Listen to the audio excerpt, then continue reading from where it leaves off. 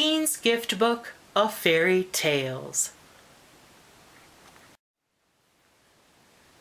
Dean's Gift Book of Fairy Tales contains Cinderella, Babes in the Wood, Sleeping Beauty, Puss in Boots, Tom Thumb, Hansel and Gretel, Aladdin, Beauty and the Beast. Illustrated by Janet and Anne Grahame Johnstones. Published by Dean and Son Limited. Copyright 1967.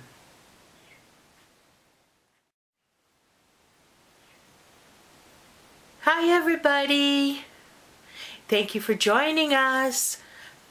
Hi Olive, hi Undine, hi Linda, hi Shane, hi Robin, hi Braxton. Today we'll be reading Cinderella for you. Please stay with us.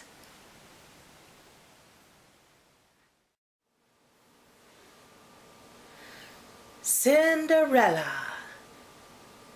Once upon a time there lived a poor baron who had 2 stepdaughters and a daughter of his own.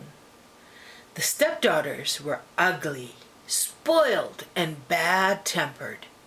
One was very thin and the other very fat, and they both had great big feet.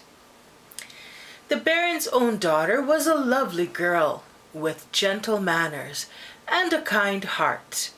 Her sisters, jealous of her beauty, made her work all day in the house, and when she sat wearily down by the kitchen fire in the evening, they laughed at her unkindly.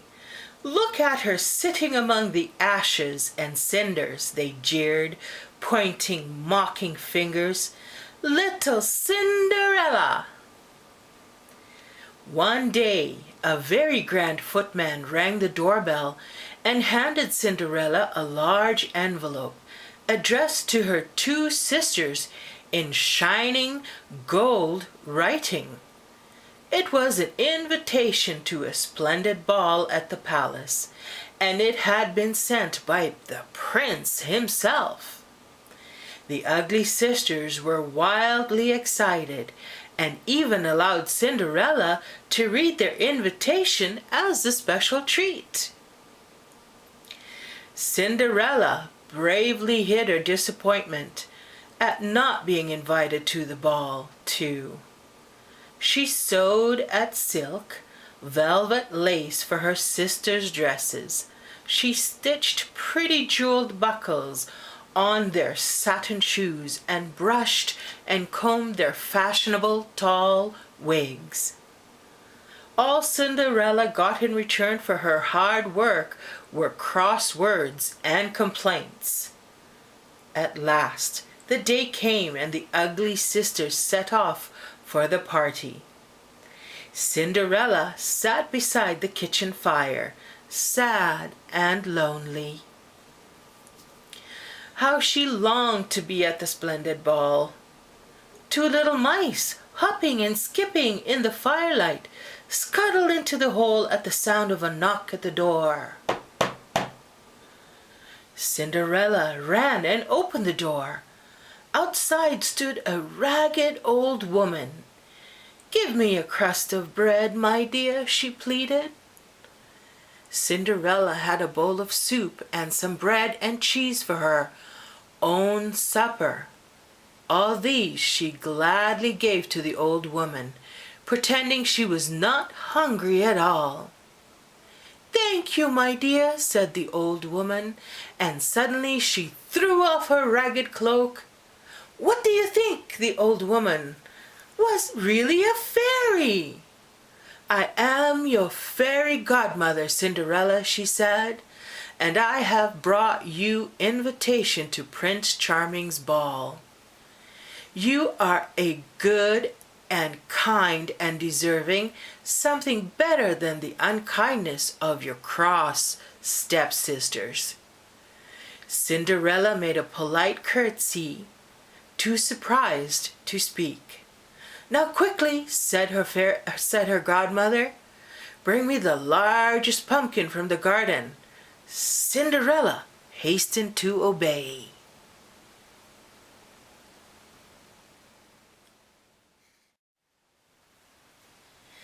Next, her fairy godmother told her to bring 6 mice and a rat. They were caught in a little cage by Cinderella's nasty sisters.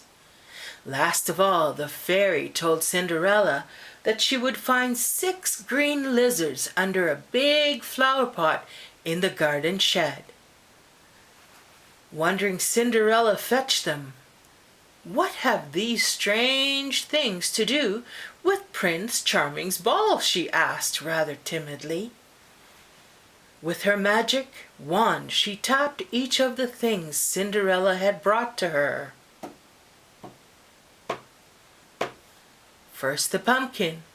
It grew and it grew until there stood the most beautiful round golden coach with shining lamps and 4 gold wheels. Next, the mice were turned into 6 fine gray horses, harnessed in gold with great plumes on their heads. After them, the big rat. He became a grand coachman, dressed in green livery, with feathers in his hat. Looking most important, he sat on the box of the coach and held the reins of the 6 gray horses. Last of all, the lizards became 6 smart and sprightly footmen, dressed in green like the coachman.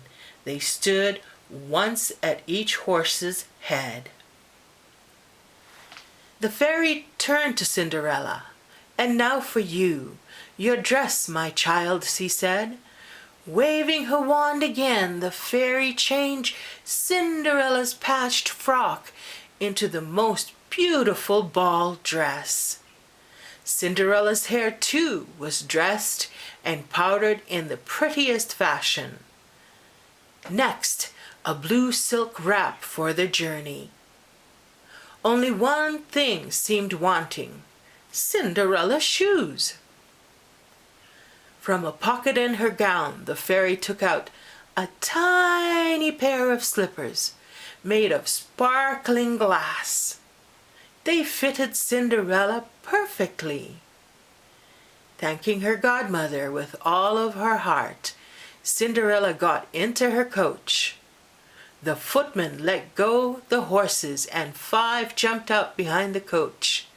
The 6th, a little fellow, sat behind the coachman. "Now, Cinderella," said her fairy godmother, "mind you leave the palace before 12 o'clock, for then the magic ends, and everything will return to its normal shape." Then they were away. The coach and horses seemed to fly over the ground and soon swirled in through the palace gates. The guests had all arrived, and Cinderella was the last. So beautiful did she look, and her dress was grand, that everyone was sure she must be a princess. As soon as Prince Charming saw Cinderella, he begged her to dance with him. Rather shyly, Cinderella accepted. She danced so gracefully and was altogether so beautiful that the prince fell madly in love with her. As for Cinderella, she thought that she had never met anyone so handsome and gay as Prince Charming. Cinderella's ugly sisters were full of wonder at the beautiful lady who was dancing with the prince. "Who can she be?" whispered one. "Someone of great importance, I'm sure," answered her sister. Little did they guess it was their own poor Cinderella. The prince and Cinderella had danced after dance together. He escorted her to the banquet and would partner no one else. Suddenly, she glanced at the clock. It was 2 minutes to 12. Quickly, Cinderella darted away from Prince Charming and out through the ballroom door. Down the marble steps she ran into the garden and the cool night air. Meanwhile, Prince Charming was searching everywhere, trying to find his beautiful dance partner. Suddenly, he noticed something twinkling and sparkling on the steps. Prince Charming stopped and picked it up. It was a glass slipper. He knew it was one belonging to his lovely partner. Showing the glass slipper to his courtiers, the prince ordered them to search the palace until they found the slipper's owners. The whole court looked high and low, but nobody could find any trace of the beautiful lady. Prince Charming was heartbroken at her disappearance. When she left the palace, Cinderella ran through the garden, down the long drive. As she ran, she heard the clock, almost drowned by distant music from the ballroom. The clock struck 12. Alas! Poor Cinderella's beautiful ball dress was gone. Instead, there was her shabby old working dress. Her hair now fell loose around her shoulders. "What of my shoes?" gasped Cinderella. "I have lost it!" Cinderella noticed a big yellow pumpkin in the drive. Scuttling away from it were 6 mice, 6 lizards, and a big fat rat. The coach and horses, the coachman and footman had all disappeared. Panting and exhausted, Cinderella arrived home and sank down beside the kitchen fire. Next day, her sisters talked of nothing but the beautiful lady at the prince's ball. Cinderella was silent. In her apron pocket was one little glass slipper. Prince Charming took the other glass slipper to the town square. Here he announced that the girl it fitted should be his bride. From town to town, hundreds of girls, both rich and poor, tried on the glass slipper. It was too tiny for any of them. Tired, Prince Charming and his attendants came to the house of Cinderella's father. The ugly sisters squabbled as to who should try the slippers first. It was much too small for either of them. The prince's page, a bright boy, suddenly noticed poor Cinderella. "This maiden has not tried the slipper, your highness," said he. Amid unkind remarks from her sisters, Cinderella tried on the slipper. Lo! It fitted perfectly. From her apron pocket, Cinderella took out the other slipper. Prince Charming recognized her immediately. "Beautiful lady," he cried, dropping on one knee, "consent to be my bride, and I will be happy forever." Cinderella and Prince Charming had a splendid wedding. She forgave her nasty sisters their unkindness, and they were truly sorry. Cinderella and the prince loved each other dearly and lived happily for the rest of their lives. The end.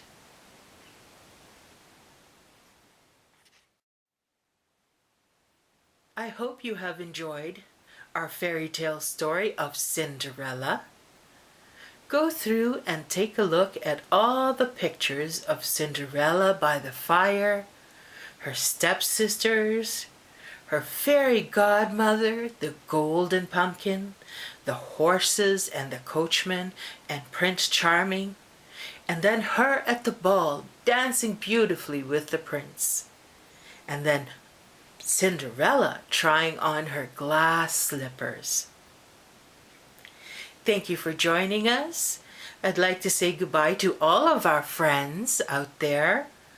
Goodbye, Ondine, Olive, Linda, Shane, Robin, Braxton, and everybody else. Thank you. We'll see you again. Bye-bye.